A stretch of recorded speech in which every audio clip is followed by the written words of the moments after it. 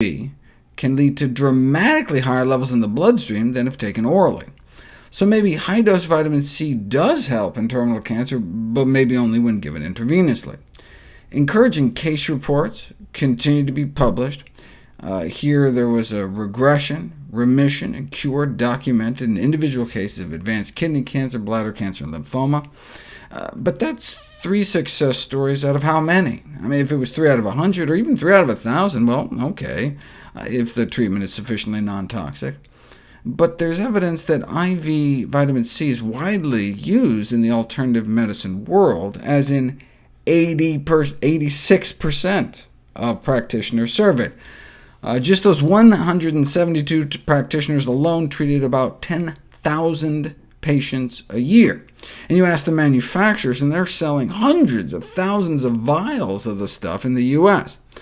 Now, it's not all being used for cancer, but presumably at least thousands of cancer patients are being treated every year with IV vitamin C, making the publication of 3 remarkable case reports seem less impressive.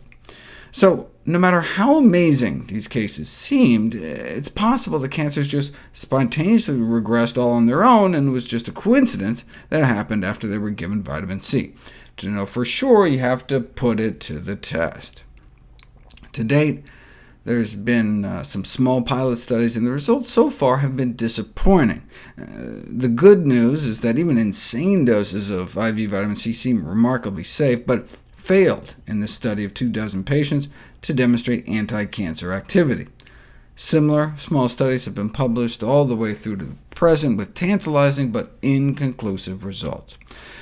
What we do know is that the present state of cancer treatment is unsatisfactory. People have this perception that chemotherapy will significantly enhance their chances for a cure, but put all our cancer-killing chemo together, and the overall contribution to 5-year survival is on the order of 2%. All those side effects for 2.1%, at a cost of maybe $100,000 per patient per year.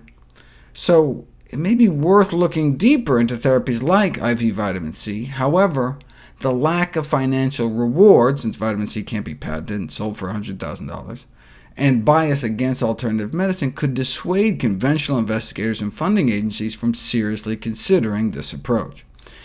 So decades later, what can we conclude?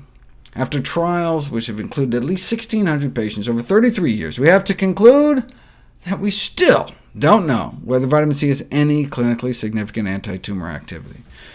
Although there is currently no definitive evidence of benefit, the Mayo Clinic randomized controlled trials did not negate the potential benefit based on what we now know about the oral versus IV routes of administration. So we're kind of back to square one. Does it work or not? There are highly polarized views on both sides, but everyone's working off the